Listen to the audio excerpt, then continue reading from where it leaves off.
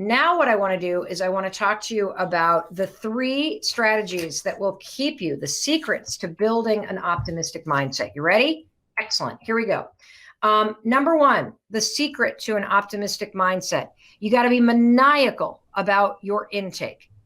Negativity in here means negativity in your body gets stored here and negativity comes out here. It becomes this loop of negativity.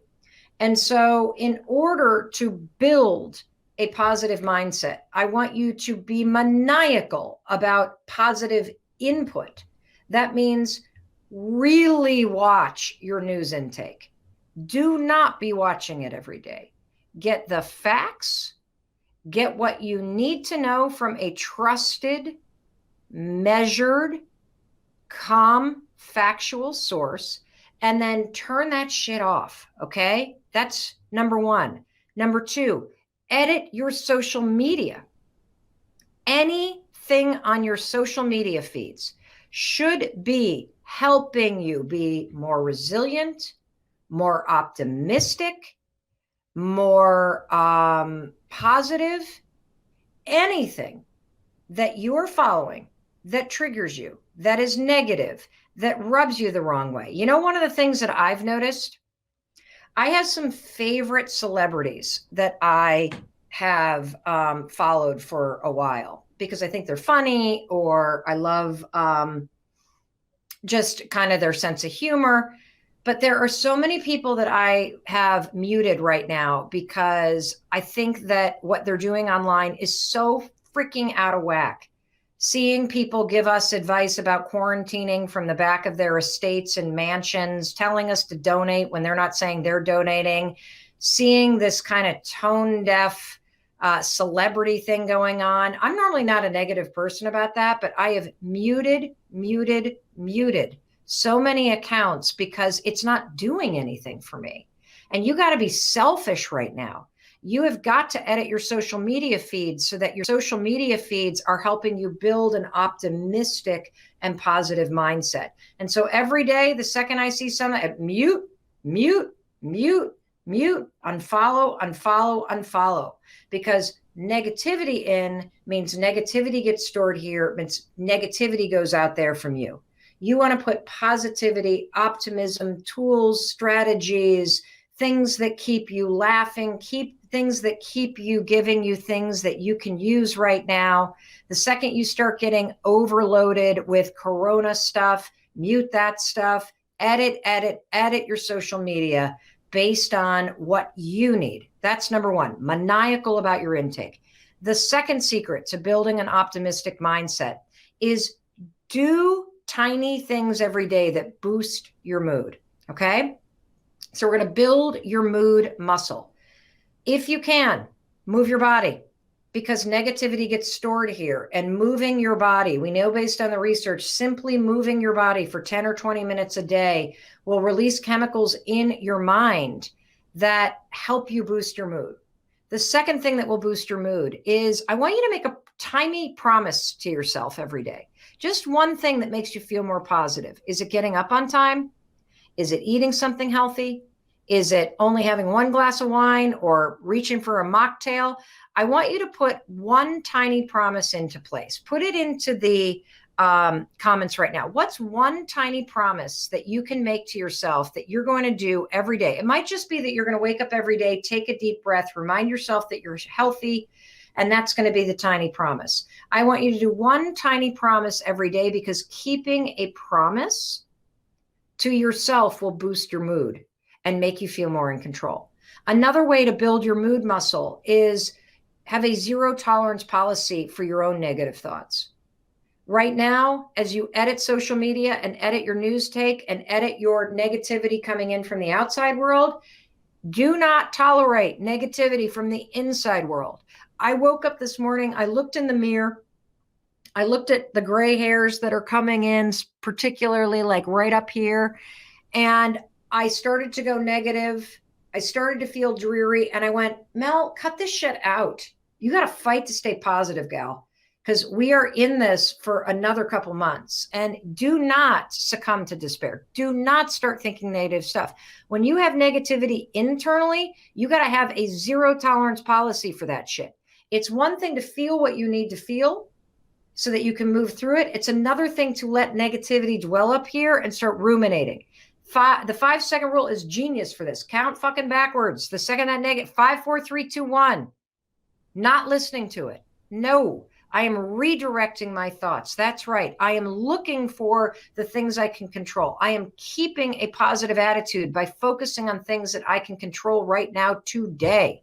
Got it? Good. The third thing that you need to do in order to build an optimistic mindset. You ready, everybody? Here we go. I want you to pick a small 10-week goal that you can control. Why am I saying 10 weeks? I'm going to tell you why 10 weeks. Because I think that we've got 10 weeks ahead of us of physical distancing. I think we've got 10 weeks ahead of us, if we do it right, of life in this weird state. And I want you to pick one thing, one project, that's it, for the next 10 weeks. That's your personal project. It's something you can control. You ready? Something you can control. We're talking about how to build the skill of an optimistic mindset. And part of an optimistic mindset is focusing on what you can control. And I don't want you to jump ahead and worry about what's coming in the future. I want you to stay in this moment with me. I want you to realize that if you took on one small project for the next 10 weeks that you could control, something you've wanted to learn, some skill that you would love to have, some deficiency in your resume or your experience that you could gain in the next 10 weeks. There is something called YouTube University. That's right. Professor YouTube has so many tutorials out there. It's amazing. Right now, my husband is taking a Buddhist meditation teacher training class. My daughter is taking 2 classes. She is learning how to be better at Excel, because she thinks it will help her with her summer internship. And it's something she was nervous about during the interview process. And she's also taking a painting class. What is one thing that if you were to use the next 10 weeks and we emerge from this and step into the next chapter of our lives, and you have learned something or you have developed a skill that equips you to feel like you are better positioned to step into this next chapter, you will constantly wake up every day and say, today, I get to take this class. Today, I get to work on this thing. Today, I get to spend an hour polishing my Chinese, working on personal development. I see you. I see him, Mom, building a website. I see Sephora saying she's going to improve her English. I see Nabil saying I'm going to develop editing and online skills. I see LDG, creative, healthy cooking. I see Salio saying I'm going to find a class on YouTube University. What's a 10-week thing? Oh, I see Jack saying I'm going to take a French class. I'm going to learn how to crochet. I'm going to begin an online master's program. If you narrow your span of control to managing your mood, to being maniacal about the intake into your mind, and working on a 10-week goal, you will be building an optimistic mindset, because you will have weeded out negativity in from the outside world, which means negativity won't get stored here and it won't get expressed from you. You will have built your mood muscle by forcing yourself to move every day, by keeping a tiny promise to yourself, and by being absolutely zero tolerance for your own negative bullshit on the inside. 5, 4, 3, 2, 1, redirect your mind to something you can control. And having a 10-week personal project where you pick something and you use YouTube University and you use this moment of time where you don't have anywhere to go and you don't have social distractions. You got time to focus on yourself. These 3 things will help you build an optimistic mindset. Absolutely positively guaranteed. Can I require this of my teenagers? Here's what I would say about teenagers. One of the hardest things for teenagers right now is their loss of independence. And trying to require anything of your teenagers other than showing up for family dinner and creating their own routine, I think is a recipe for disaster. What I would do instead is I would share that this is what you're doing. And I would ask your teenagers a question. If you had a half an hour every day where you dedicated it to something other than school or other than being on your phone looking at social media, what's one thing that you never have time to do that you love doing? Is it playing guitar? Is it painting? Is it journaling? Is it reading a book? Is it knitting? Is it working on your tricks out on the trampoline in the backyard? What is it? If you ask your teenagers questions, in answering the question, they may find the self-motivation that this is something they want to do. I love that I don't know how to say your name, Jal, is working on emotional dependency and breaking apart the patterns that had you become somebody that was codependent and emotionally dependent on other people. Dr. Caro, I love you very much too. I think that's it.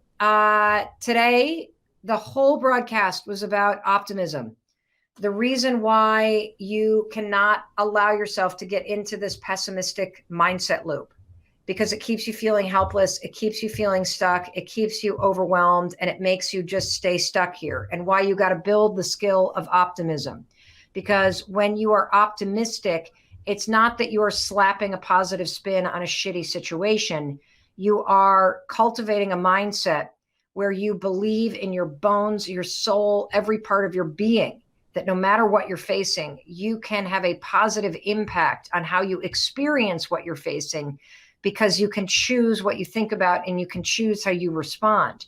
And when you start to develop an optimistic mindset, it creates more optimism. It helps you see solutions and opportunities. It makes you feel more in control. It gives you things that you can focus on. It begets the ability to feel empowered, which only creates more empowerment for you. And the three things that you can do to create an optimistic mindset is, number one, here's the three secrets. Be maniacal about what you allow into your mind. Totally. We do not turn the news on in this house. We don't allow it, because you know the old saying, if it leads, it bleeds. There's nothing but negativity coming off of the news right now. So there are a few things that we check.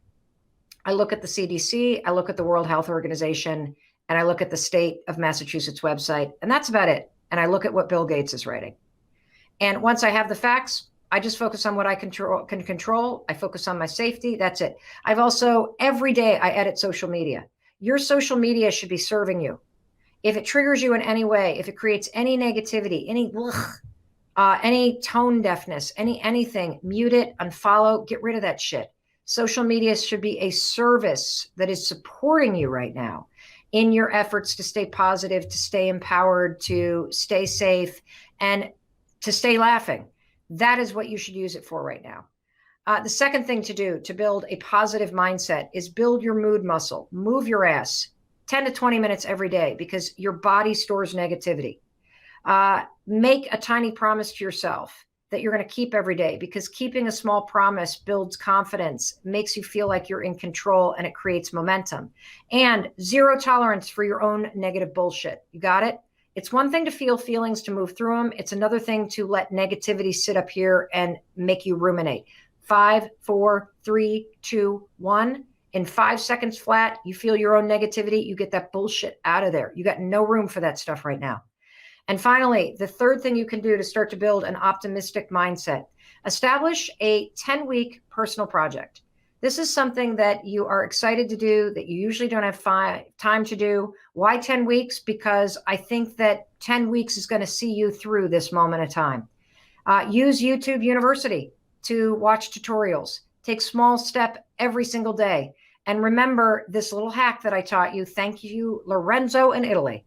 If you start feeling the stress and anxiety and panic of, I need to do this, I have to do this, blah, blah, blah, blah, blah, blah, I can't get through my to-do list, I'm totally stressed out, blah, blah, blah, blah, stop. take a deep breath, use these 3 words. I get to take an online class. I get to do my homework. I get to do this to-do list. I get to be home with my family. I get to have this time alone. I get to work on myself. I get to fight to be positive. I get to take 20 minutes every day and stream an exercise class. It will flip your mindset into one of optimism, of control, and gratitude. Because let's face it, if you're healthy right now, and if you're able to watch a video online, you have reason to be grateful. And when you remind yourself of that, you will feel positive. Somebody just asked me why Bill Gates. I'm going to answer real quick, because he's one of the smartest human beings on the planet who has made a commitment to donating almost his entire wealth to charities. And for the last decade, he and his wife have been at the forefront of global health research and initiatives and taking action. And if there is a man who is informed, who has been studying this, he gave a TED Talk in 2015 about pandemics, about world health, where he predicted this. He is talking about the fact that there are 3 things that we need to do right now. And one of them is we need to all be enforcing physical distancing for 10 weeks. We need to develop a way for everybody to test themselves so you know whether you've been exposed or not. And we need to collaborate globally on a vaccine. All 3 things based in fact and research, all 3 things that are measured and calm, all 3 things that make a hell of a lot of sense that I get behind. And so that's one of the reasons why. Research, credibility, a decade worth of experience, the smartest people on the planet, and a measured factual delivery. That is what I respond to, because I'll be damned if I allow fear, cynicism, hysteria, any of that crap that you see all over the news and the internet right now to enter my mind. There is no reason for it. You have the facts. 10 weeks, keep yourself safe, keep your mind optimistic, stay connected with me, stay connected with your family and friends, and we will get through this. 1,000%. We will get through this together. As I read and freestyle from the High Five Habit about how you can interrupt negative thoughts and flip into a positive mindset. And why would you want to do that? Well, the reason why you want to do that is because your thoughts lead you in a particular direction. And if you start to allow your mind to dwell on negative outcomes, if you start to obsess that things are not going to work out, if you allow yourself to continue to think negative thoughts, you're not only priming your mind to default to negative, but you will literally, through your thoughts, trigger negative actions. You know, if you think about it, you've had experiences in your life, right, where you've really trashed yourself. You've hated on yourself. And when you continually think that you hate yourself, or you continually tell yourself that you're screwing up, you tend to do things that you hate, don't you? But when you're in a positive mindset, when you're in an optimistic mindset, when you interrupt those negative thoughts and you start to say, well, maybe it is going to work out, or, you know, I got to just keep on going. Your thoughts literally can trigger positive action too. And so that's what we're going to talk about today as we read the High Five Habit. Welcome to the live stream. Also, we are going to take your questions. So for those of you that want to read along, page 59, we're going to read 4 pages of the book today, finish chapter 4, and I'm also going to teach you the one trick all confident people use to stay positive. Here we go. So to understand the profound power of accepting and encouraging yourself, which is a way to have a positive mindset, to have a mindset that defaults on being encouraging. Let's look at some research on what psychologists call your core fundamental emotional needs. So let me ask everybody, do you know what your core emotional needs are? There are 3 of them. I want you to go in the comments. What do you think your 3 core emotional needs are as a human being? These are the core emotional needs that every human being needs in order to feel safe, in order to feel connected to themselves, in order to feel loved. What are those core needs, everybody? I'd like you to just write them in the comments, okay? Yep, one's safety, one's love. These are great. What else? What are your needs? Your core emotional needs. I see longing, I see love. These are excellent, excellent responses, everybody. Human connection, love, acceptance. Yep, trust, honesty. What are your core? There they are. I see Felicia's nailed it. To be seen, to be heard, and to be, she says validated, but it can be validated, accepted, or celebrated for the unique individual that you are. So to be seen, to be heard, and to be celebrated and accepted for the unique individual that you are and the unique contribution that you have. When you feel seen, when you feel heard, and when you feel celebrated or accepted for the contribution that you make as an individual, unique individual, you feel safe, you feel like you belong, and at your core, you feel loved. When you don't feel seen, you feel invisible in life. When you don't feel heard, you're going to feel misunderstood. And when you don't feel like you are accepted or validated, you feel completely rejected and disconnected. You feel like you are unworthy or unloved.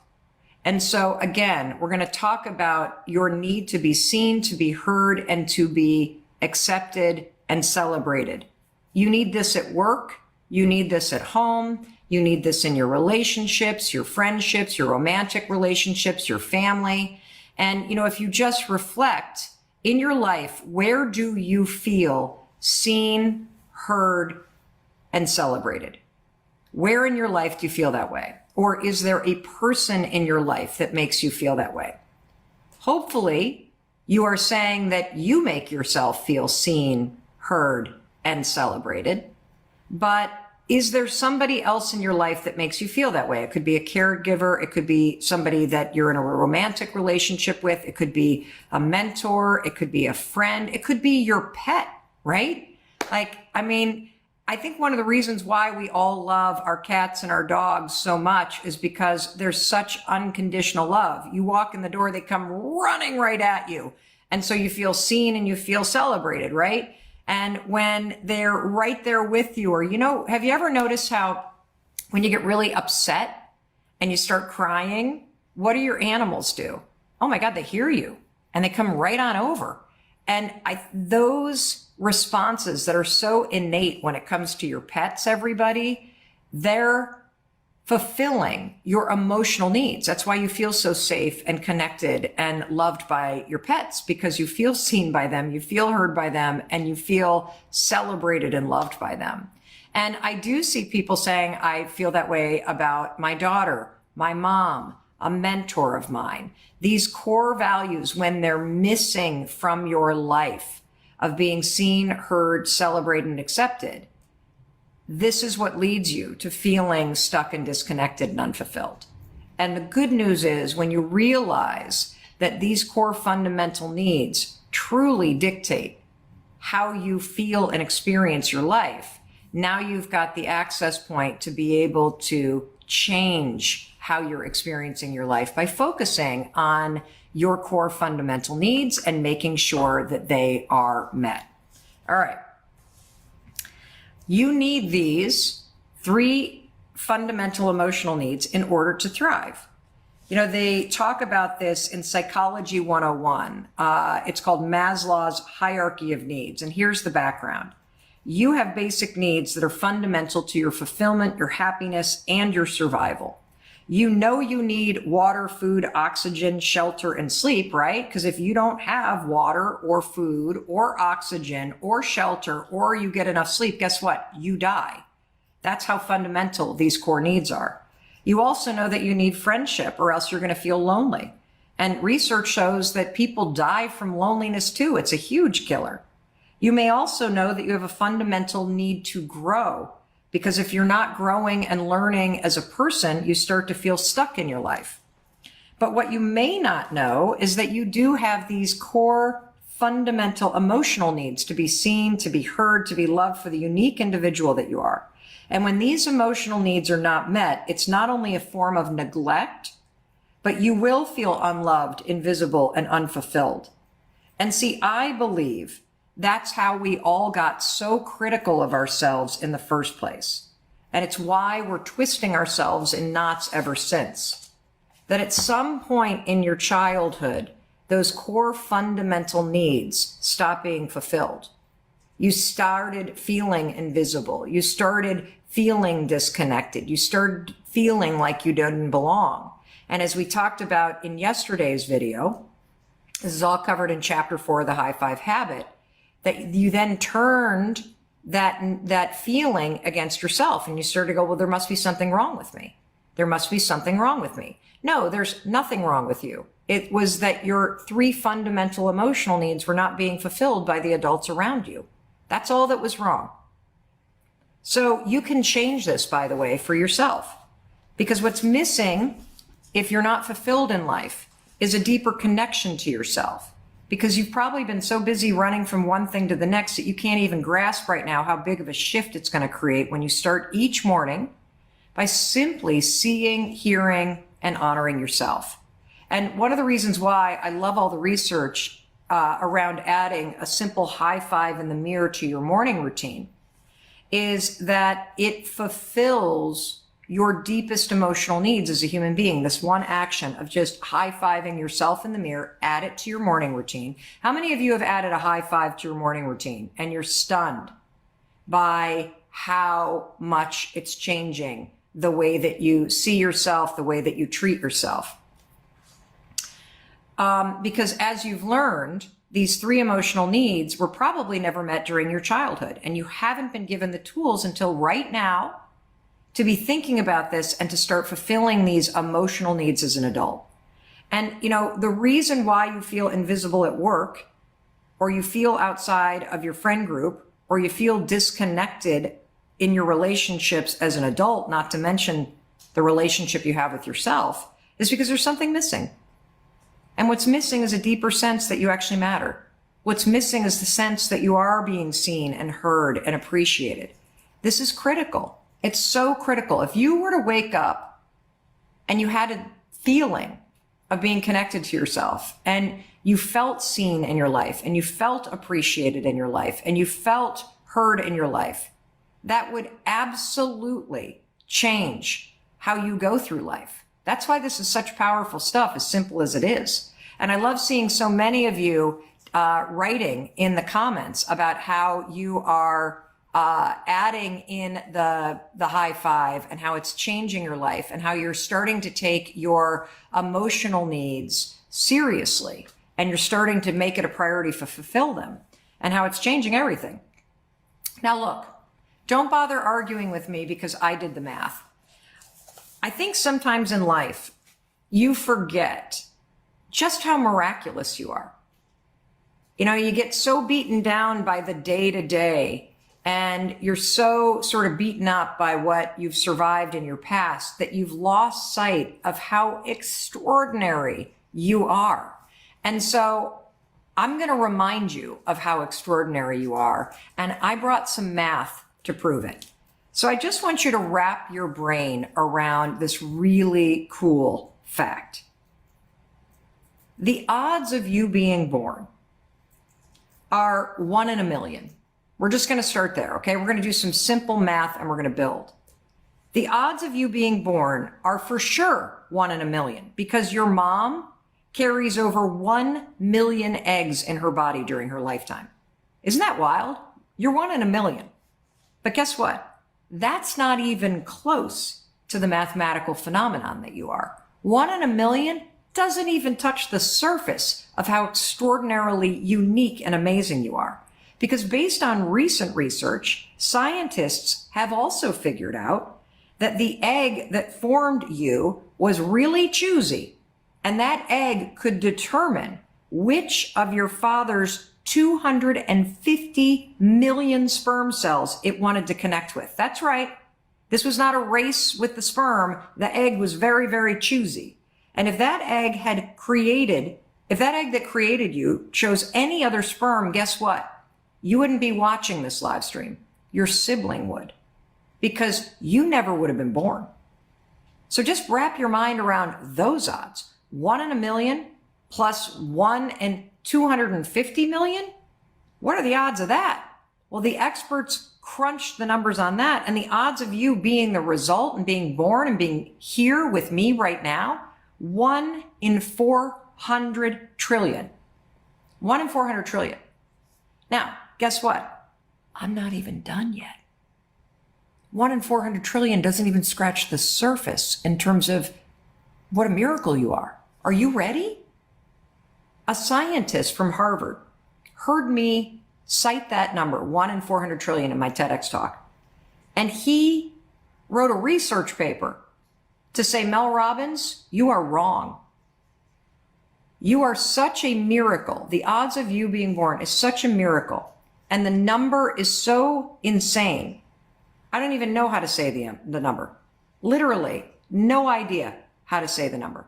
It's like 1 times 10,000 with that little sort of factor at the top with another million. Like, it's bananas. I can't even explain to you what a miracle that you are. And all of this math, it proves something really important. And that is that someone as unique and special as you deserves to be seen and heard. Feeling like you matter, that somebody cares about you, that you are worth celebrating, it is one of your most important and fundamental needs. And I'm here to tell you that because the math proves that you are a walking miracle, there will never be another you. There never has been another you. There will never be another you that will ever walk this earth. You are the one and only, which means you have something extraordinarily unique to give to the world. And feeling celebrated and feeling seen and feeling heard, it is so tied into your existence because of how unique you are. That's why you long to be recognized as an individual. That's why you long to be celebrated as an individual.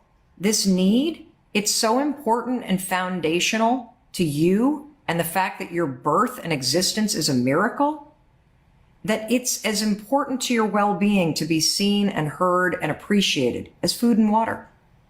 The difference between a good day and a bad day, you know what it comes down to typically, is just being acknowledged by somebody. And you know who's the best person to acknowledge and validate you? You are. And that brings me back to that moment every single morning when you come face to face with yourself in the mirror. High-fiving yourself is so much more than a physical act. It's foundational. It's a transfer of energy. It symbolizes an alliance and a belief in yourself and your ability. You aren't congratulating yourself. You're celebrating yourself as you are. And you just heard the math. Your existence is what makes you worthy of a high five. Your presence, your hopes, your dreams, your capacity to love, your ability to heal, to change, to grow, your heart, your soul. That's what makes you worthy of being seen and heard and appreciated. Not once in a while, but every single day. That's what you deserve. That's what you need. And the miracle of your existence is why you need it. See, when you are able to see yourself, when you are able to celebrate yourself, when you are able to treat yourself in a way that you have been wishing your parents would have, or wishing your friends or your spouse or your boss would, when you take control, this is what you communicate. It's incredible.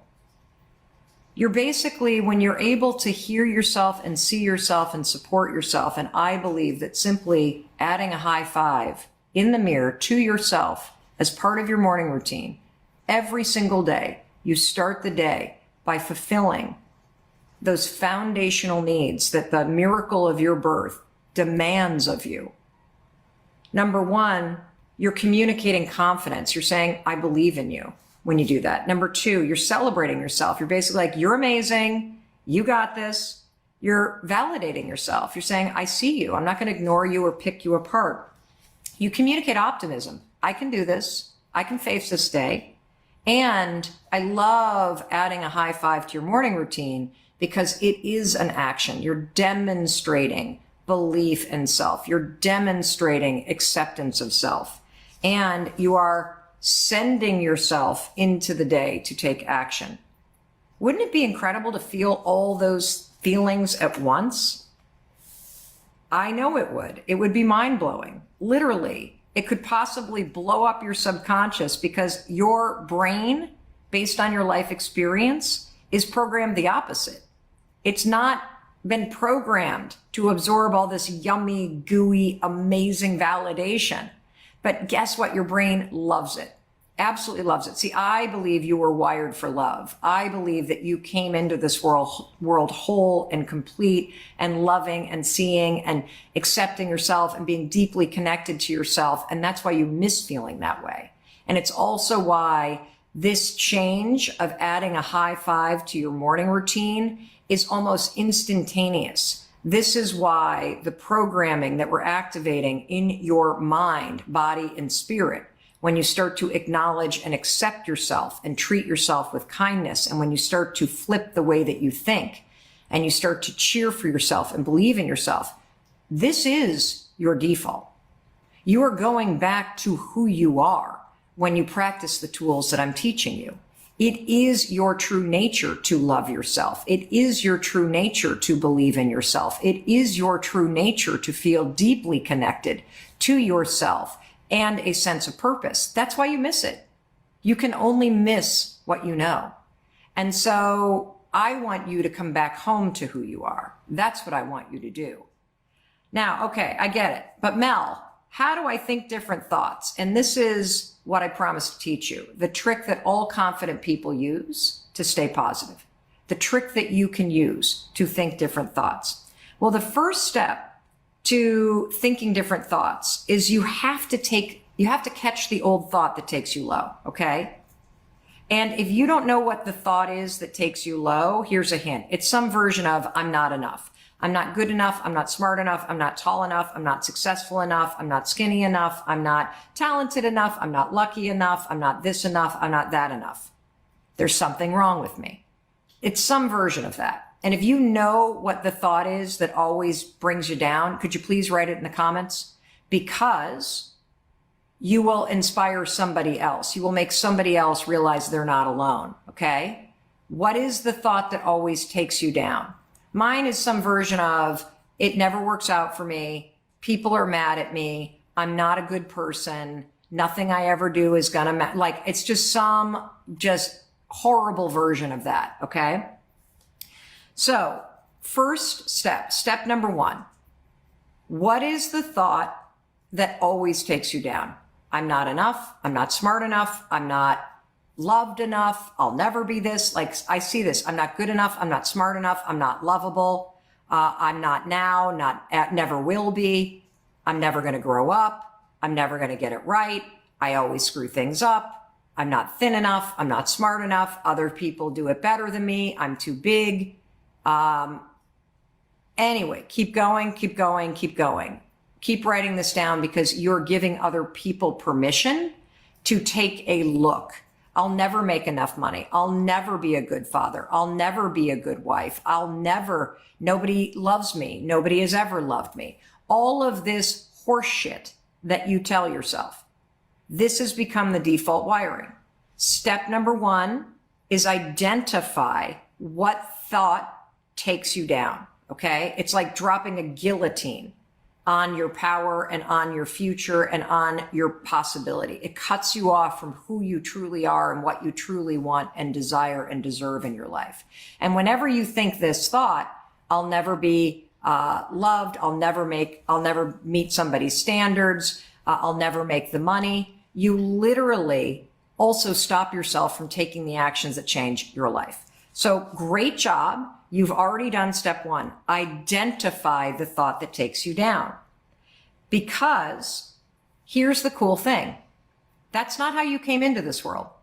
You didn't come into this world thinking, I'm not enough. I'm not lovable. I never do anything right. I'll never amount to anything. I never should have been born. You didn't come into the world thinking that. Somebody taught you to think that. And so if you can figure out what that negative thought is, right?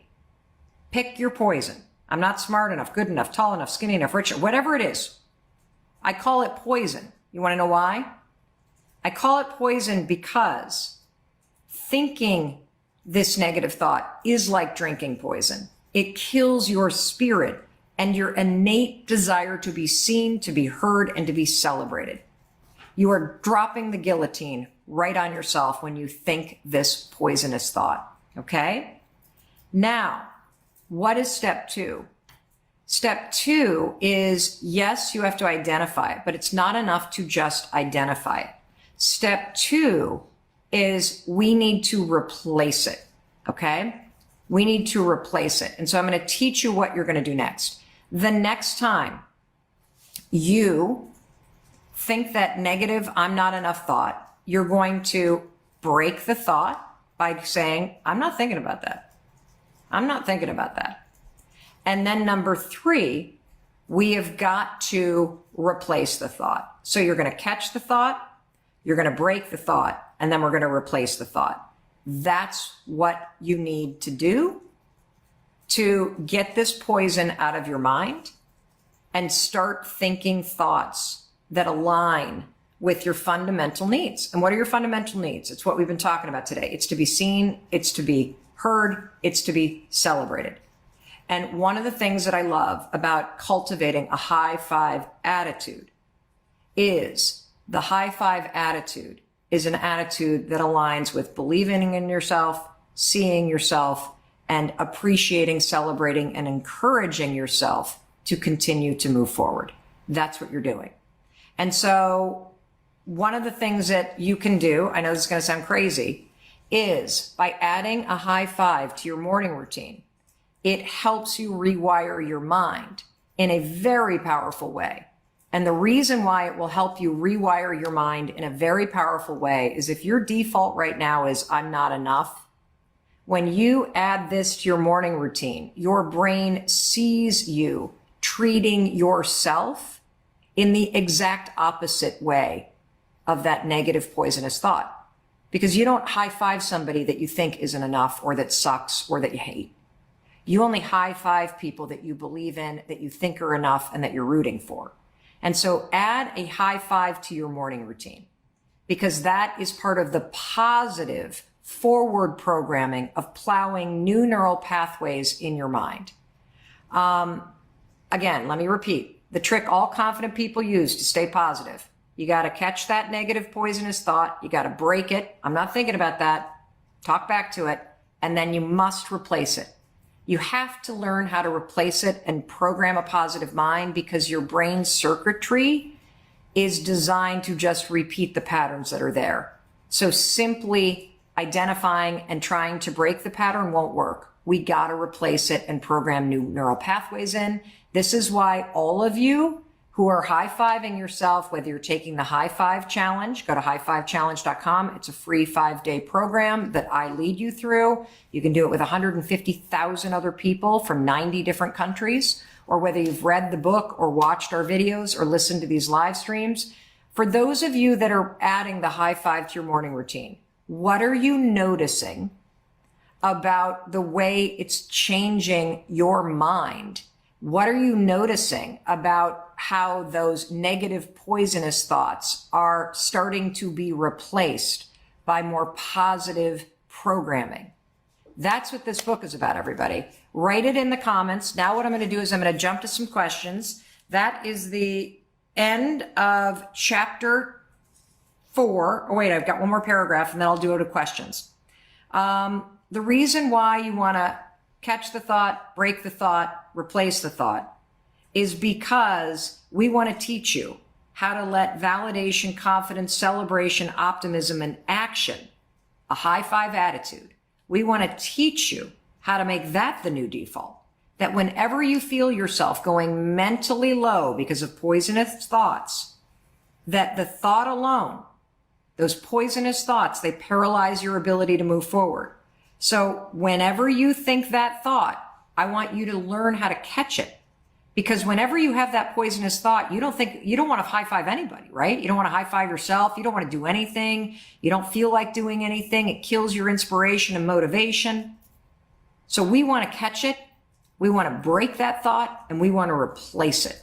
So today's training is all about the anxiety, the overwhelm, the fear that so many of you feel based on the belief that you have run out of time, that you don't have enough time, that the time for X, Y, or Z, to go and be a veterinarian, to go to medical school, to launch that business, to leave your wife or husband that you can't stand anymore, to do whatever it is that you've always thought about doing or you've been thinking about doing, that you've somehow convinced yourself that you don't have enough time. And I'm here to tell you that is complete and utter BS. You are in control of the one thing that everybody cares about, that everybody complains about, and everybody's trying to steal from you, and that is your time. And in fact, if you're worried about not having enough time, let me tell you something that I know about you. You're not using your time effectively. You're not being deliberate about how you're spending your time. And the problem isn't time and whether or not you have enough of it. The problem is you're not being completely selfish, deliberate, and just in control of how you're spending it. You're letting other people distract you. You're letting your negative beliefs distract you. And so that's got to stop today. Because here's the truth. Whether you're 70 or you're 77, you have plenty of time to start working toward the things that you care about. And what's so interesting is I'm wearing a shirt right now. Don't you love this shirt? I love this shirt. It's made by a woman named Renee, what's her last name? Bazzetti, here in Seattle. And I love her story. Mandy and I were just over. She hand makes these shirts, and I had no idea what her backstory was. She left her husband at the age of what, 46? 44, yeah. At the age of 44 with two kids. Court for 2 years. She left her husband at the age of 44, had two kids. She was in court for 2 years. She literally went from being in her home overnight to literally moving in the middle of the night to her own apartment. And she had no idea what she was going to do. And she just told us, she said, at the age of 46, her attorneys told her only 1% of women actually find the gumption to leave a situation like the one that she was in. And most women don't leave because they don't know what they're going to do. They figure, oh my God, I'm so old. I don't have time to figure this out. What am I going to do? Blah, blah, blah, blah. Like the same kind of anxiety. Well, she left and she told us that the best thing that ever happened to her is that her husband kicked her rear end in divorce court. And she literally left that proceeding with just about nothing. And so she was forced to figure out, what am I going to do with the rest of the time that I have?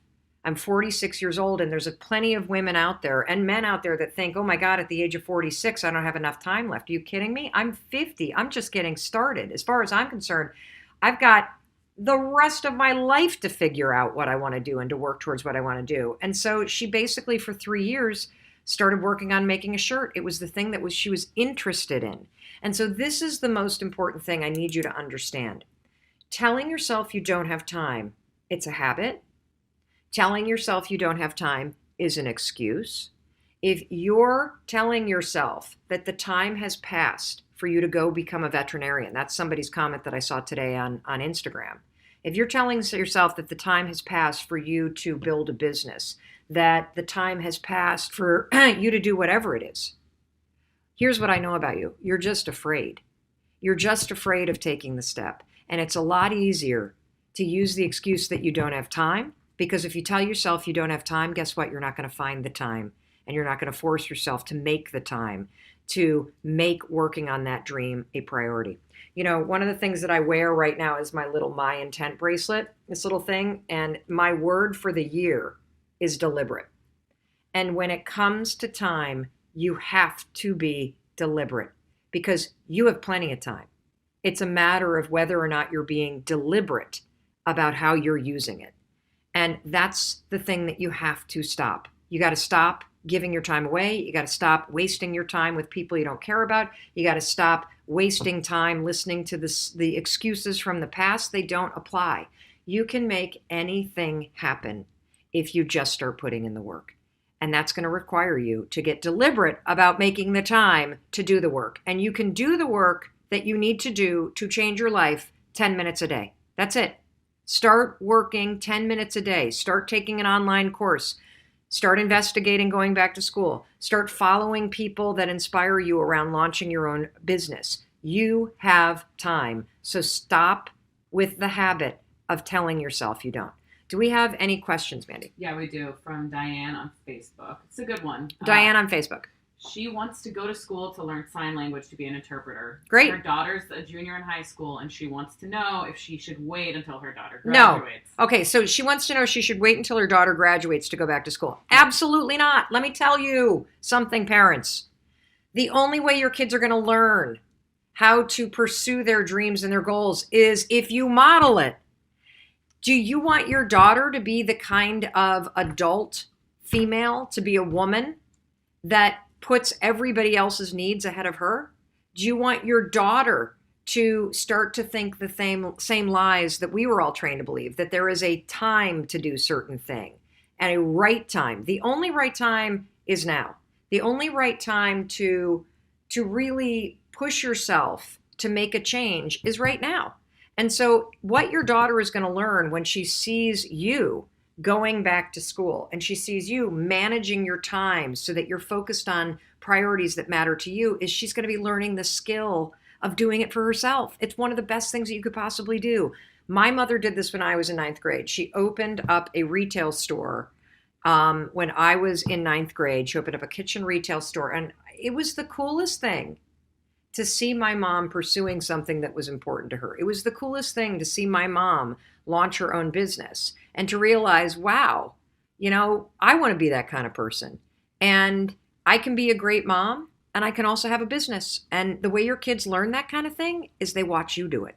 I can't wait to dig into what we're going to talk about today, which is the power of your attitude.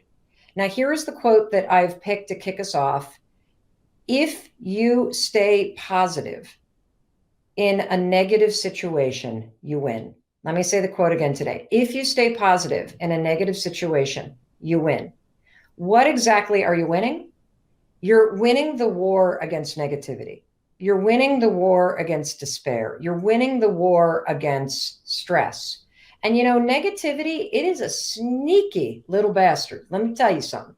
Because it sort of creeps into your life, it creeps into your mind, it creeps into your skin and into your blood pressure. And before you even realize it, you've started to succumb to it. And how do you know that you are succumbing to negativity? Well, first of all, it depletes you. It has a heaviness to it. It has an intensity to it. And when you succumb to negativity, it changes your character. You snap at your kids, you snap at your teammates, you feel stuck, you feel on edge, you feel tense. And that's why I want to talk to you about the power of your attitude right now, because your brain is a pattern recognizing machine. And when you succumb to negativity, whether you think you're doing it or not, your brain will automatically start to see more negativity and feel more negativity, which is why it's so easy to get stuck ruminating and worrying and in this sort of loop that you can't get out of. And so we're going to talk today about building a positive attitude as a habit. Now, why do you want to build a positive attitude as a habit right now? Well, first of all, because a positive, powerful attitude is infectious. It inspires other people. It makes you resilient. And from a mindset perspective, it will help you spot more positive things. What positive things could you spot? You can spot opportunities. You can spot solutions to the problems that you're feeling. You can spot problem-solving strategies. You can spot ways to connect. You can spot ways to be more innovative. And so positive attitude breeds more positivity. That's why I want to teach you how to do it, because it's a strategy. Did you hear that word? So a powerful, positive attitude is not only a habit I want you to develop, but it is a strategy. And you're deploying other strategies right now to make you strong and to make you safe. You're washing your hands. You're getting supplies, you're editing your news intake, you're connecting with friends. Developing the habit of a powerful attitude is a strategy. And when you practice having a powerful attitude, what happens is it becomes a habit. What's a habit? It's just a pattern that you repeat. So instead of succumbing to negativity, which can become its own habit, your powerful attitude becomes a habit. And look, I'm not talking about like saccharine, stupid, unrealistic, throw caution to the wind. Let's just be positive. I'm positive I'm not going to get this. I'm positive I should go on spring break because I'm not at risk. I'm positive that I don't have to worry about that. That's not positivity. That's stupidity. Okay. What I'm talking about is the kind of powerful attitude where you are able to see opportunity in any moment, where you are able to keep your wits about you in any moment, where you are able to have an attitude about what you're facing that keeps you strong and keeps you in control, that your attitude day to day is keeping you anchored. So even when the headlines come in, if you happen to see them and they wig you out and you feel yourself succumbing, you can go right back to boom, having a powerful attitude. And, one of the things that I've noticed, and I don't know if you notice this too, is I feel something huge bubbling, something hugely positive bubbling. I feel that there is a collective shift in consciousness in human beings right now, that this change is happening and it could bring out so much good because it reminds you of the things that you know. It reminds you of the importance of community. It reminds you of the power of connection. It reminds you of the power of being a person who's optimistic and positive and powerful in your attitude. It reminds you of the goodness in people. And it reminds you that we are all so much more alike than when we are disalike. And I want you to be a part of this powerful collective shift in terms of the attitude and consciousness in the world. And I know that sounds like big ass stuff right now to be talking about on March 20th, but I'm telling you something, you have the power to shift the way that people you're interacting with think, because that's what the power of your attitude comes down to. When you show your children, your family, your friends, and your community that you're okay, you infect other people with this positivity. You show other people that it is possible to face what we're facing right now and not succumb to fear. You have to visualize in your mind writing the check and feeling the pain in your legs of uncertainty. You have to visualize in your mind sitting in that plane seat, flying to a conference, feeling the pit in your stomach, being worried about whether or not anyone's going to take you seriously because there's all these big podcasters there. You need to feel your chest contract and squeeze in as you walk up to somebody that you deeply admire and you start a conversation, or you walk up to an event organizer and say, I'd like to apply to be on a panel next year. How do I do that? And your chest gets really tight because you feel like you don't belong there because you don't have the numbers yet, or whatever your stupid story is. When you picture that in your mind and you feel the negative sensation in your body, you are doing resistance training. This is how you align your mind, body, and spirit to not resist the hard stuff. Here's a cool fact about your brain. Your brain doesn't know the difference between you actually spending the money, buying the plane ticket, getting on the plane and flying to that event, or you imagining it in your mind. And when you run through the hard things that you're avoiding in your mind and you allow yourself to feel the negative sensation in your body, you are training and mentally rehearsing the exact same way Olympic athletes do with the 9 sports psychologists that the U.S. Olympic team has to help our athletes prepare. You are mentally rehearsing before the actual event so that your mind and your body are trained to anticipate and push right on through all the stuff that's scary because you've already rehearsed it. That's how you use manifesting to help you do the work to get what you want. Wow. I'm so grateful that we kind of brought that up and that you helped walk me through this. What did you get out of that? Well, I definitely, I became aware of not only what I need to do, but like what's the fear that's attached to it. What is the fear? Well, the fear is always going to be uncertainty or scarcity, because I think the one thing that's been beneficial to me in my life is that I've always had my back against the wall, from being somebody who was a convicted felon in jail, not growing up with a ton of money, that sort of thing, where I've always been forced to just hustle, hustle, hustle, work, work, work, where I'm used to this kind of situation. But on the flip side, the negative is I'm so used to being stressed because I grew up in a stressful environment. I put myself in a stressful environment from selling drugs and doing drugs for a majority of my life when I was younger, so that a lot of times now I've had to become aware of when I'm creating more stress around something that's a good thing instead of something that I would have seen back in the day as something that was bad or whatever. Can I unpack that? Sure. So you just said that you realize that you're used to having your back up against the wall.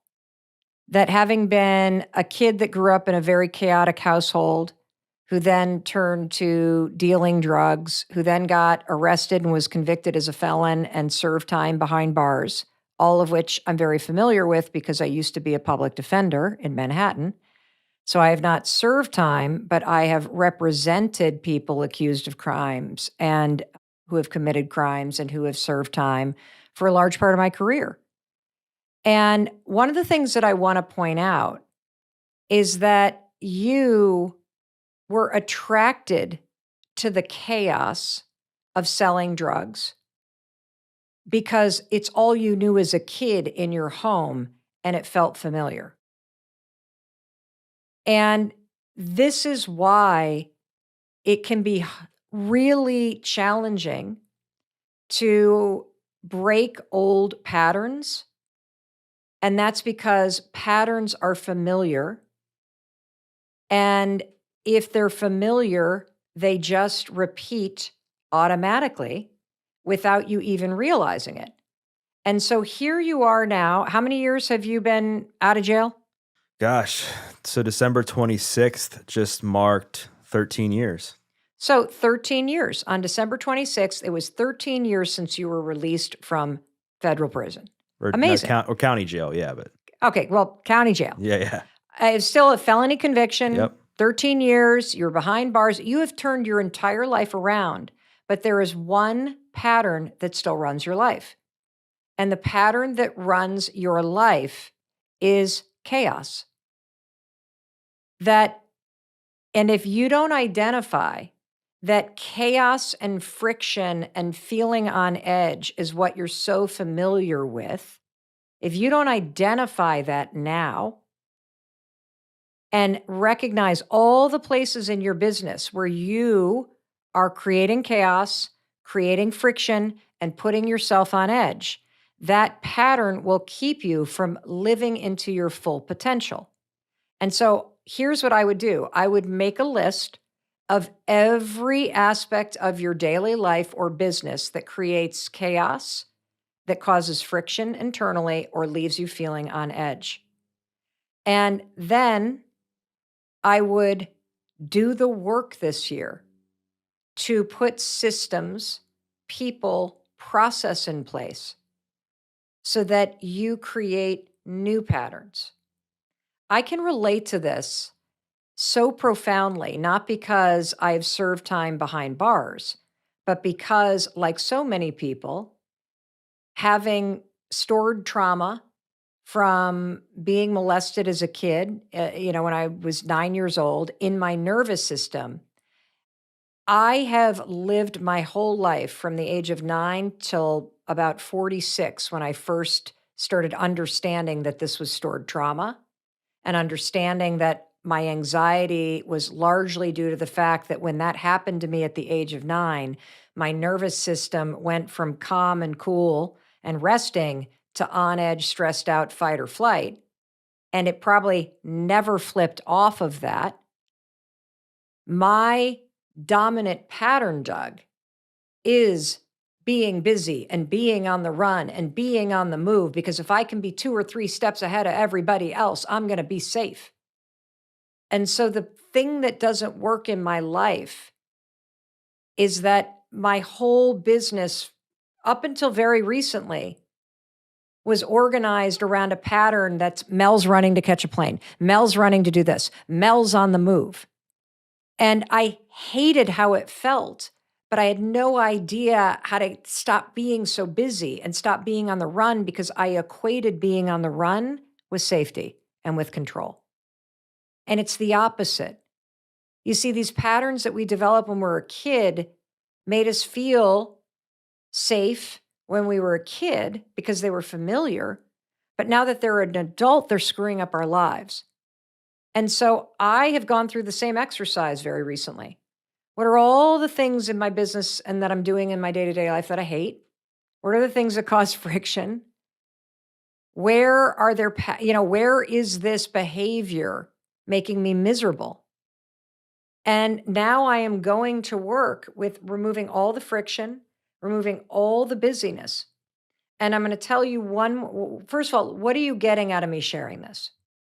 Well, I'm very thankful because my audience is going to totally relate to this, and that's kind of why I shared what I shared, because there's so many people that struggle with this very thing. And I was very fortunate that I was in a therapist's office probably, I don't remember, 6 or 7 years ago, and I was stressed, and I had nothing to be stressed about. I was making good money, I was writing books, and I had just written my first book, and my therapist was like, what was your childhood like? I was like, my parents got divorced. And I just started explaining what happened. She's like, you grew up in chaos. So like you said, your nervous system is going to seek out more chaos. And then it began to make sense, because she was like, you have a certain level of homeostasis that your body is used to, and your body is always going to revert back to that. You have to create a new normal. And I was fortunate that I learned, I'm still aware of it. And I think just through, I'm aware of it, and I still make mistakes based on it, just because I'm still working through a lot of that. But there's a lot of people that, as you're saying that, they never figure it out, because they're like, they just accept the fact they're always going to be stressed. You don't have to be. Like, I think the place, if you want to heal, if you want to be happier, the place to really focus all your work on is regulating your nervous system. And there's lots of ways you can do it. You can do it through cold exposure therapy, by climbing into an ice bath and learning how to breathe yourself through the discomfort for 30 seconds to a minute. You can do it through EMDR. You can do it through guided psychedelic therapies, with a licensed therapist. But you're not going to talk yourself out of a nervous system response. You can also put your hands on your heart. This is something I write about in the High Five Habit, and press on your vagus nerve and say, I'm okay, I'm safe, I'm loved, which will bring you back into your body, and it'll flip the switch between your fight or flight sympathetic nervous system back into the parasympathetic nervous system. And so there are things you can do, but understand that these patterns get triggered at an emotional nervous system level before your brain catches up. And so the reason why, for example, when I asked you, hey, visualize yourself writing a check that's scary, and you said, I feel that in my legs, that's your nervous system. That's where your stored tension, trauma, and stress activates. It can be different for everybody. And so, back to the advice I was giving you, you have to write down all the areas where you are unknowingly creating chaos. And I remember this person said something to me when I first got involved in the speaking business, and my career started to take off. And he said, Mel, you better say yes to every speech you can get, because speakers on the corporate circuit get hot and then they disappear. and this is a fad. And that triggered that, like, I got to go, go, go, go, go. And so for 5 years, I said yes to absolutely everything I possibly could because my husband and I were in a horrendous financial situation and we desperately needed the money. And I ran myself into the ground, not because I was being intentional, but because this pattern of being busy kicked into full gear, but it was driven by fear. It was driven by fear. And I believe that as much work as you have done on yourself, turning your whole life around and now serving so many people and making a huge difference in building this business, if you dig deep, what drives the fear of spending the money and investing yourself is a deeper fear. Right. No, you're absolutely right. And it's forcing me, or just thinking about it now, it's forcing me to just to reinforce that the work never stops. Like there's always going to be something that comes up. And I think a lot of people think of healing as they climb this mountain, they put a stake in the ground, they're like, yep, that's it, I'm done. And it's not what happens. And I think that's why a lot of people, they stay stuck and they develop this fixed mindset because they don't have the humility to look in the mirror and say, like, I need to improve this. This area of my life needs some healing. I need to do some work. And we touched on obviously some things that I need to work on personally and both personally and professionally. But I guess my question back to you is, so the High Five Habit's been out now for several months. We just got through the holidays. What's been like something recently since the book came out where you've had to give yourself a high five and pick yourself back up after you were in a negative self-talk loop, you were feeling low about yourself? Was there something? And if so, what was it? It's basically every day. Yeah. You just said you've written the High Five Habit. It's a wildly successful book. Is there a moment that you have to pick yourself back up? The reason why I start every day with a high five in the mirror as part of my morning routine, and I do it like it's now, I've repeated it so many times, I don't even think about it because it's just like brushing my teeth. I brush my teeth. I wouldn't even think about starting my day without brushing my teeth. I wouldn't think about starting my day without high-fiving myself in the mirror and experiencing the benefit neurologically and chemically to what it does. I need one every day. Life is fucking hard. I mean, just this week, I have one daughter who has started a new job after graduating from college, having had 2 years of her college experience imploded. And she is starting remote at a large tech company. She's profoundly capable and she's a nervous wreck. And that makes me feel sad and distracted and upset for her. We have another daughter who is a junior in college and which basically means she's had 6 months of a traditional college experience, who just got word that school is now pushed back a week. It's starting remote, that Rush is online, just things that seem trivial, but it's her whole world. And so her trying to grapple with how to make sense of the ever-changing world that we live in. I was supposed to fly down and see my parents who are on the panhandle of Florida this weekend. And given the surge that we're in the middle of, I think I need to push this thing off because there's connections involved and I don't want to spend the weekend in the airport. And it's a lot of money to fly down there right now. And not that I don't have it, but I'm kind of feeling like, God, I don't want to disappoint my mom, but I really don't want to spend 2 days in an airport. And what do I do? And so it's like, Mel, come on, make the phone call.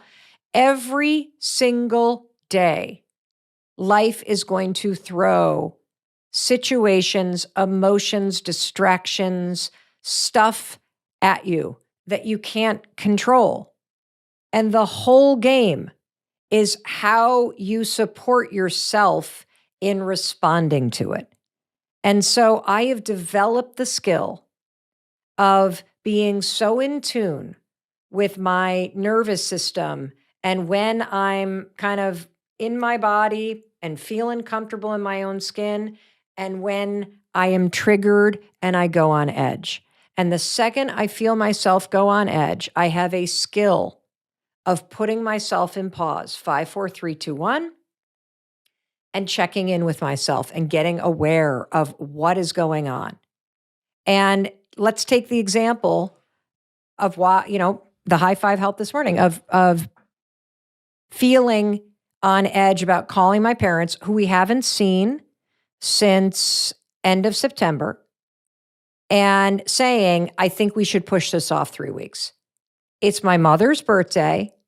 I deeply miss them. I want to see them.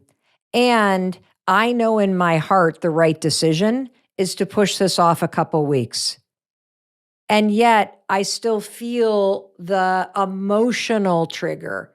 Am I going to disappoint somebody? Does that mean I'm a bad daughter? Am I a selfish jerk for doing this?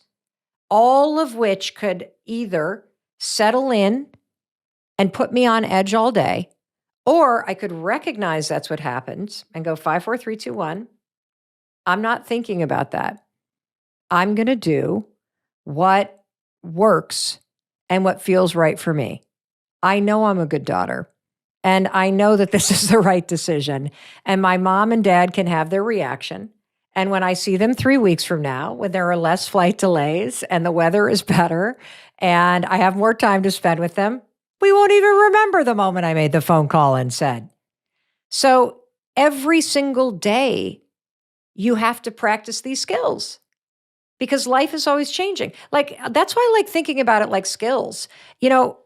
Writing words on a piece of paper is a skill. You use it every day. Scrolling through your phone is a skill. You use it and practice it every single day. Drinking a cup of water is a skill. You use it and practice every single day. Self-awareness is a skill. Recognizing when you're on edge is a skill. Knowing how to come and get back into your body and become aware of what's triggering you and then work through it and choose how to respond based on your values, that's a skill. And in life, you need to draw upon, strengthen, and practice these types of skills every single day. So beautifully said. And thank you so much for opening up and sharing that. Because I think that's something that a lot of people, especially the last few years, have struggled with. It's people pleasing, right? Like being afraid of doing the right thing for themselves because they fear it's going to hurt somebody else. And then also regulating yourself and not creating more stress in your life, which then, you and I have both struggled with coping with substances, to help numb anxiety, stress, and that's not good either. And there's a lot of people that do that. So if you were to say you had like one or two things other than the 5-second rule that when you're feeling emotionally charged, you give yourself the 5, 4, 3, 2, 1, and then you do something to kind of get your body back to some sort of stability, like what would those things be? Okay, so in a moment of stress, what are the top tools that you can use? I can think of a number of them. You already mentioned the first one. So the first one is the 5-second rule. Simply counting backwards, 5, 4, 3, 2, 1, interrupts your nervous system response and it interrupts the racing thoughts. And it gives you just a moment where you can choose what you do next. And so you could count backwards 5, 4, 3, 2, 1 and take an action to respond. Or what I often do is I count backwards 5, 4, 3, 2, 1 to stop the racing in my mind and to stop my heart from taking off in terms of flooding my body, with adrenaline and cortisol and all this. 5, 4, 3, 2, 1. And I put myself in pause. I take a deep breath and I just do nothing for a minute.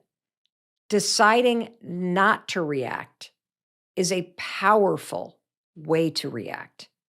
Gathering yourself is a power move. And so that's number one. The second thing that you can do in moments where you get triggered or stressed or you feel the emotional wave come on, get outside, put your phone in your back pocket, preferably turn it off, and take a walk. Simply getting outside for 10 minutes will slow your breathing down. It will raise your gaze and attention on something other than the whatever situation, train wreck that just happened, or the phone call you need to make, or the text you just got. A 10-minute walk outside will work wonders in settling your mind and your body. A third thing that you can do is you can get out a blank piece of paper and you can do what I call a brain dump. Get all that crap that you're thinking out of your mind and just write and write and write, just as if you are barfing after a big night of drinking. Just barf it all out on a piece of paper. Get it out of your head. And as you stop writing, ask yourself anything else and just keep writing. And it'll just be a mishmash of stuff, but eventually you'll get it out of your head and your body and you will calm down. A fourth thing that you can do, if you have a bathtub, you can draw a bath, and soaking in a hot tub will stimulate your vagus nerve and it will settle your body.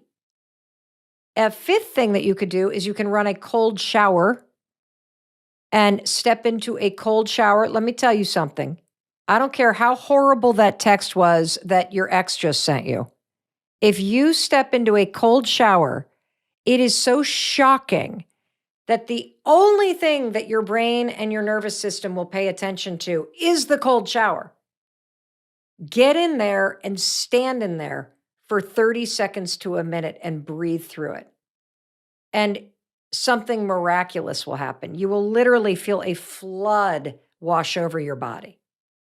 Those are 5 free things that you can do that will help you take control in a moment where life has triggered you and made you scared or anxious or freaked out or whatever. See, one of the most important revelations you could ever have is that your life and your happiness begins and ends inside your own mind. Let's say that again. One of the most important revelations you can ever have is that your life and your happiness begins and ends inside your own mind. What you say to yourself, how you treat yourself, and the thoughts that run on repeat are everything. It does not matter how successful, thin, famous, muscular, or wealthy you become. If you focus on what's wrong with you, you will never be happy and you will never change, period. If you think there's something wrong with you, and no, this is not don't worry, be happy. We're talking brain science here, everybody. We're talking about taking all of that subconscious programming where you beat yourself up and reprogramming your mind to be more positive, more optimistic, more celebratory, more encouraging. That's what the high five habit is about. This is not toxic positivity. This is how you use science to literally take that crap you've been saying to yourself for years that makes you feel broken and recognize, wait a minute, I'm not broken. I have these patterns of thinking that are so broken for where I want to go. So I need to punch them with a high five right out of my brain. And I need to start to program with a high five, encouraging, supportive, loving, validating, and worthy thoughts. That's what we're doing here. We are taking neural association in your brain with a high five and marrying it with your identity. How freaking cool is that? Because if you think there's something wrong with you, the idea of high-fiving yourself, by the way, probably feels a little dumb or stupid or cheesy. And let me tell you why. If you think there's something wrong with you, you probably also think you don't deserve a high five because you haven't done anything worthy of a high five.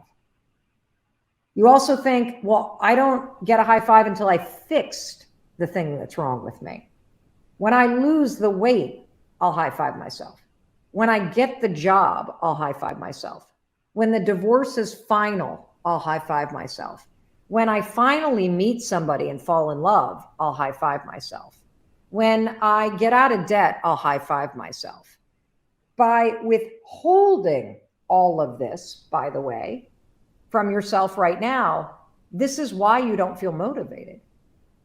I think that what you're going to see in the next year is, I think you're going to see 50,000 books come out that are all talking about what I'm talking about. Gary Vaynerchuk's new book is all about kindness, by the way, and all about supporting yourself. Will Smith's new book that's coming out, the whole thing is about your emotions and supporting yourself and being kind to yourself. The high five habit doesn't talk about it. It teaches you how to do it. This is going to be the big theme of 2022. I'm telling you right now. And the high five habit is a game changer because it gives you the tool. We're not talking concepts here. We're giving you the tool to recognize that your own self-hatred, self-rejection, self-bashing is the foundational problem that you have. And the second that you break the habit of beating yourself up, and you use the high five habit and the science in this book and the tools in this book to make it a habit to lift yourself up, to encourage yourself, to support yourself, to empower yourself, to see the human being in the mirror and say, I see you. I know we're not where we want to be, but we're going to keep on going. I see you. We're going to face the day. I see you. I got your back. That's what this is about, everybody. It's the how. We all know we need to be kinder. We all know we need to stop criticizing ourselves. The problem is, how the hell do you do it when it's so insidious and casual and subconscious to just, well, I'll tell you how you do it. You make a commitment to yourself that you're going to stop doing it. And you're going to retrain your own mind and your own habits. And you're going to start by simply standing in front of the mirror and demonstrating with a high five every morning to the human being in the mirror that you do deserve respect. You are worth working on. You are worth loving. You are worth validating. That the fact that you're still here means that you're worthy of all these things. You're still trying. That is what makes you worthy. You don't have to go to the gym today to earn a high five. If you can drag yourself to the bathroom, you get one. Yes, I see somebody saying, I live with a narcissist. Delve into the topic. I'll tell you, if you actually live with a diagnosed narcissist, there is no cure for narcissism. And the world's leading expert on narcissism, Dr. Ramani, will tell you, as the world's leading expert, that because narcissists are made during childhood by either neglect or overindulgence, and it is a wiring issue in the brain that has somebody be incapable of feeling empathy, the high five habit for you is foundational and essential, because that person who has narcissistic personality disorder will never be able to validate you, will never be able to make you feel worthy, will never be able to give you the support emotionally that you need, because neurologically, developmentally, they are not able physiologically, neurologically to do it. And it's not your job to heal them. And by the way, you can't. And so hopefully high-fiving yourself in the mirror and building up your own self-worth is going to be the thing that makes you realize you are worthy of different treatment. You deserve to be in a healthy relationship. If you're already typing that you are in a relationship with a narcissist, then you know it's not working. What you now need to do is rebuild up the self-worth and the self-love and the self-esteem that the narcissist is probably taking away from you, so that you can look yourself in the mirror and say, I actually am not going to stay in this relationship. If they, we all have narcissistic tendencies. That's not what you're talking about. If you're talking about somebody who is truly diagnosed with narcissism, the high five habit will help you rebuild up your self-worth and your self-respect and your self-validation, so that you literally will be able to find the strength to leave the narcissist. Because part of the damage of being with somebody who's narcissistic is their personality disorder makes you start to believe there's something wrong with you. The constant gaslighting, the lack of empathy. I didn't say that. The constant focus on them makes you think you're going nuts. That's why you need the high five habit. You got a narcissist in your life, you better get this freaking book, everybody. The high five habit. You better get off this live stream and click, buy, because you better know how to start building up your own self-worth so that you can leave. Okay. And it was Dr. Ramani. She's on Red Table Talk all the time. She has a huge social media following. I met her because we had her on my daytime talk show a lot. Let's see. If this is also, by the way, you know, when your self-worth is low, when you have negative self-talk, it's also why you feel uncomfortable when people compliment you, because you don't believe it. That's why you can't accept it. That's why you're uncomfortable at your own birthday party, because you're not comfortable being the center of attention because you don't believe you're worthy of it. This is why we have got to get to the heart of rebuilding your self-esteem. This is so foundational. I think we're going to end right here. We just completed page 48. I have time for literally one more question. Let's take a quick question. You got anything good that you want me to do? Yep. Thank you. Let me see if I can find a different one. I listened to you on Saturday. We're looking to see. Okay. Oh, wow. Okay. Wow, Terry is saying, I want to pay for someone's book who can't afford one. Is there a fund for that? No, there's not. But how about you just buy a book for a friend who's in need, seriously, or send it to a family member that could really use some help with their self-esteem or self-worth, or heck, you know, I just sent the book to a really good, a very close friend of mine's daughter is having a really tough time freshman year in college. And so I just surprised her by sending her a copy of The High Five Habit, because when life is hard, you need to know how to lift yourself up. When life is great, you need to know how to celebrate that stuff and keep yourself going. Let's see. I've tried a lot. Okay. Let's see. Have faith in I have tried a lot and I still am not able to have faith in my goal. Is that normal? Yeah, it's normal to not feel confident. And I'll tell you why. Life has beaten you up. And the only thing that is going to change your level of confidence in yourself, there's just two things that do it. One is seeing yourself taking action. Because when your brain sees you taking action on the things that matter to you, your brain starts to develop more respect for you because it sees you starting to prioritize yourself. That will make you feel more assured and confident, your own actions of working on the goal. But the bigger thing that's going to help you feel more confident as you work toward your goals and your huge dreams, everybody, is send yourself into the day by looking in the mirror at yourself and giving yourself a high five, just like a teammate would send you into the biggest game of your life or back into the play.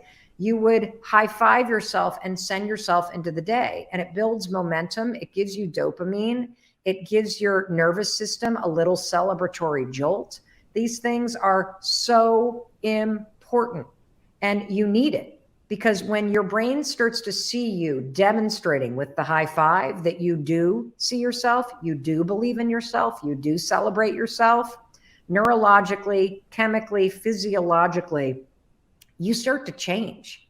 That's why this is so powerful, everybody. So powerful. Hey, it's Mel. Thank you so much for being here. If you enjoyed that video, by God, please subscribe, because I don't want you to miss a thing. Thank you so much for being here. We've got so much amazing stuff coming. Thank you so much for sending this stuff to your friends and your family. I love you. We create these videos for you. So make sure you subscribe. Mwah.